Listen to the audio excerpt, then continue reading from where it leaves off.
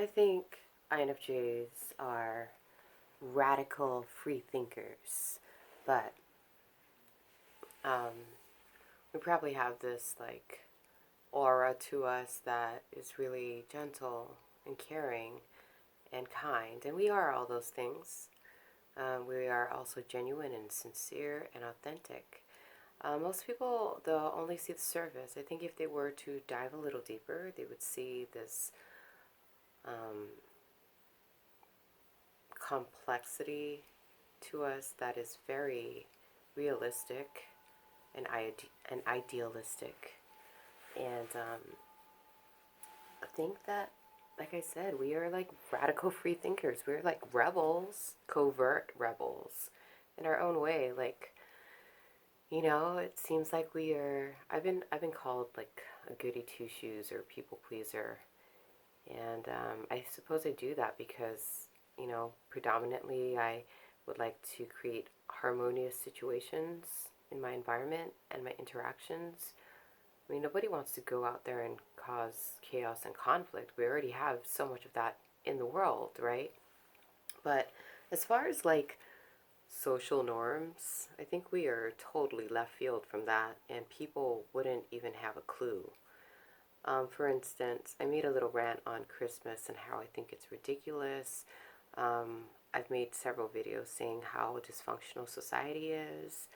Um, I usually, as a rule of thumb, go in the opposing direction of the masses. So if there's a new trend that has arisen, I will totally think it's ridiculous and do the complete opposite.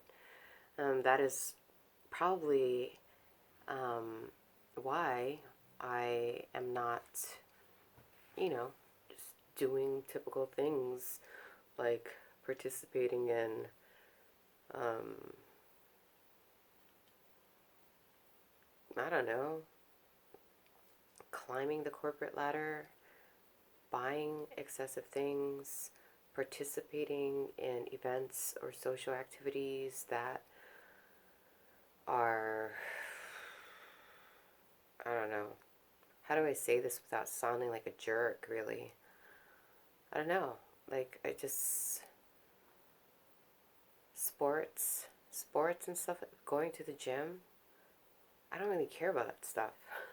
I'm not trying to impress anyone. And I think that's a thing. Like, I think everyone's trying to impress everyone else, and I just don't care. I don't want to impress anyone. It's like, this is who I am. You either like it or you don't, and I don't really care. I really don't.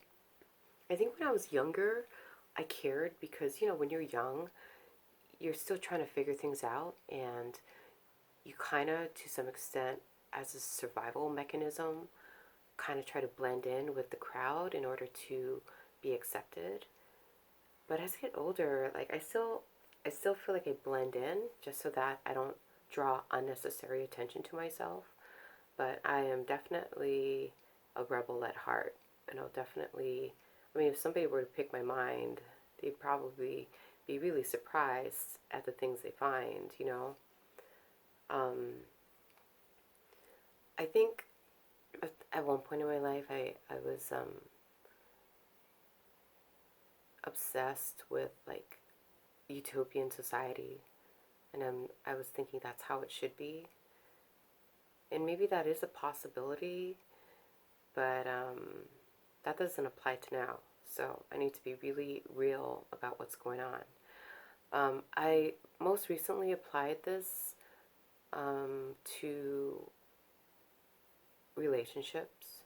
So okay, I'm gonna try to like simplify it, but INFJs have a tendency to be lonely and loners. It's hard for us to make connections because we're probably so left field, and I think we have a issue with being codependent.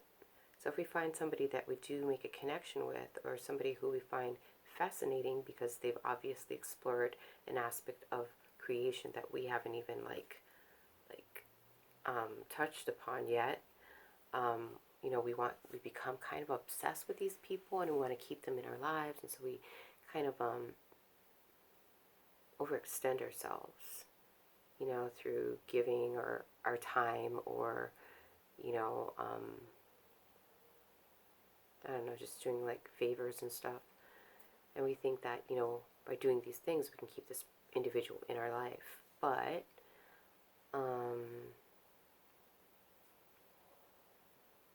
it's a very unhealthy way to approach it. And I think another part of the problem is we are trying to find our soulmate. We're trying to find somebody who is our ideal mate. That person we have created in our mind. Does this person exist?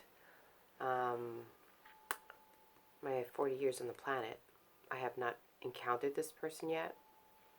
And from a realistic point of view, I don't know that this person does exist. Maybe the person that I'm looking for is me. Maybe I've been looking for me all this time, but I've been like so, focused on looking outside of myself to find my soulmate. I've been missing it because all this time it's been sitting here with me, inside of me. And I think that the people that come to you in your life are like mirrors showing you aspects of yourself that you love and aspects of yourself that you've rejected for a long time. And these reflections are illusions because I think ultimately, if you really were to dissect it down to the core level, it's you, and everything else is a projection of your mind. As much as we'd like to believe that, the things that present themselves to us, whether it be a person, place, or thing, is real, I feel like it's a projection of the mind. And if you were to look at it from a holistic point of view, it's a projection of 7 billion plus entities on this plane of existence. We've created this, why we've created it? Hey, maybe it's so that we can learn more about ourselves. Maybe it's because we can create environments and atmospheres and situations and interactions that will enable us to finally realize that it is all us, here and here. And I don't even know what I'm saying anymore. I probably don't make sense, and I don't care.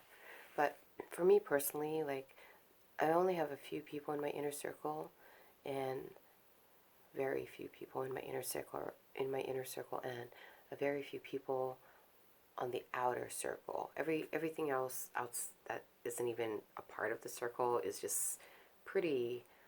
How do I say?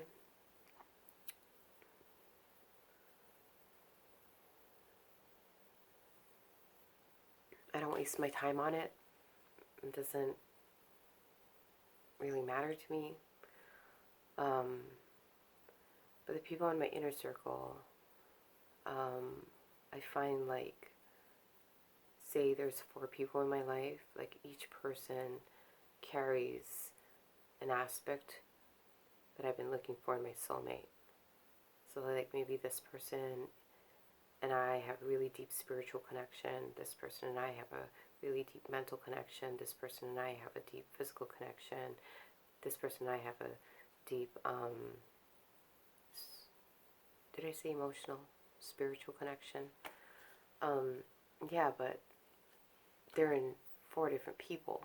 They're not in one, but they're in my life. So I can only assume that they are me, different aspects and facets of me. And I have to be content with that. If not, like, you create a obsessive expectation in your mind to find something that may not really even exist.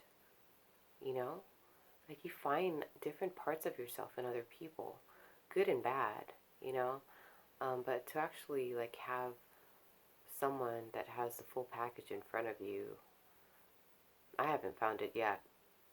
You can let me know if you find it, and if you do, I commend you, because, geez, I just feel like it's just like I said, a delusional, over bloated expectation that we are trying to find. And that's why we're constantly disappointed. That's why we are constantly afraid of, like, letting our guard down, because every person we meet doesn't meet our expectation, because how can they? How can they? They can't.